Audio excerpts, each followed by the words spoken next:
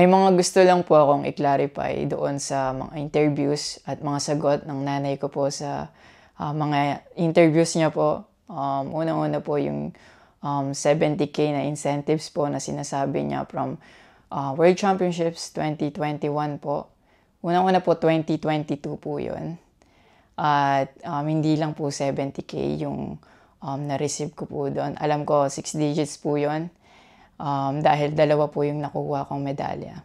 After nun, mga bandang December, umuwi ako sa Pilipinas. Nakikita kami ng mama ko.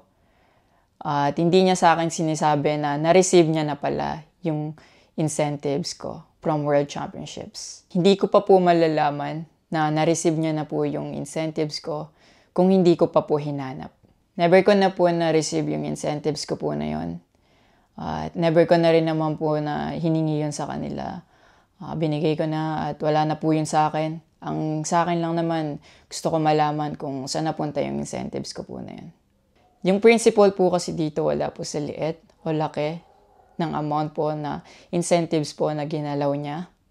Kundi po sa pagtago at paggalaw niya nang wala ko pong consent, yung pinapoint ko po sa kanya. At yung about sa red flag daw po si Chloe na sinabi ng mama ko, hinusgahan niya po agad si Chloe sa pananamit at sa pag-akto po niya. Magkaiba po ng kinalakihan. Unang-una, lumaki si Chloe sa Australia at ayun yung nakagisnay niyang culture. At ibang-iba po talaga sa Pilipinas kung paano tayo gumalaw, magsalita o manamit po. At yung about po sa yung mauubos po yung anak ko, nasabi po ng mama ko.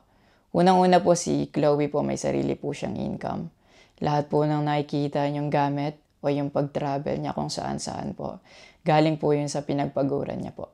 At bakit naman po ako mauubos? Gaya nga po ng sinabi ko, si Chloe po may sarili po siyang income.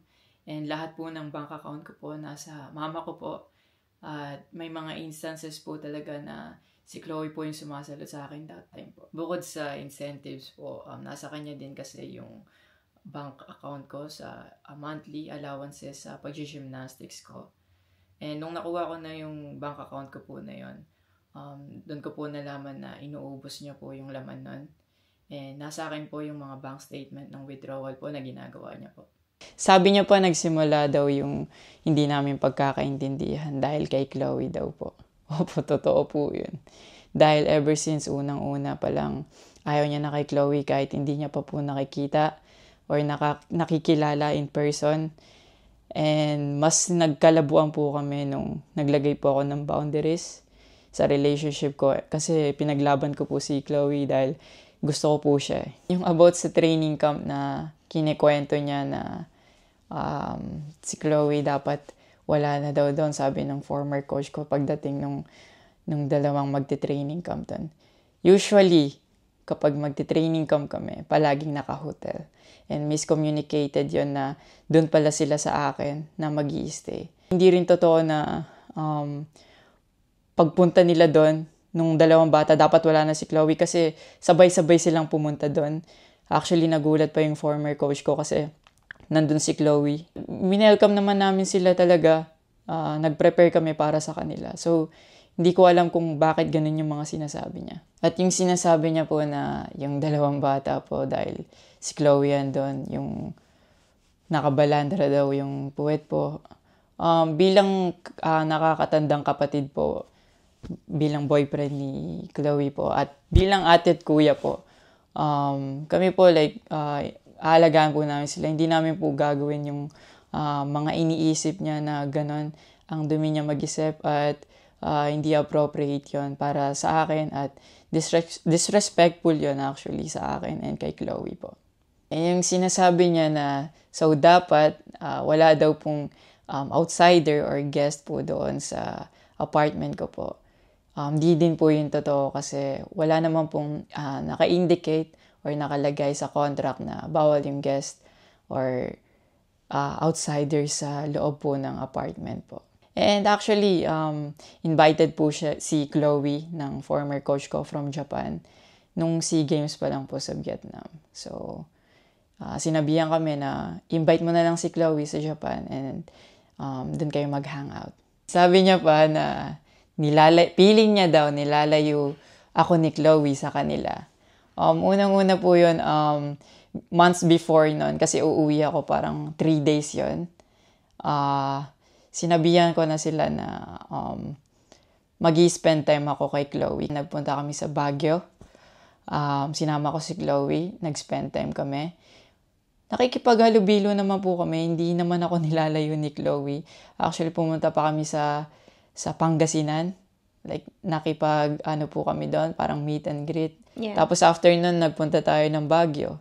And then, ikaw pa nga nag-aya na yung sa bike. Yeah, nag-bike Because we didn't tayo. know what to do Yeah.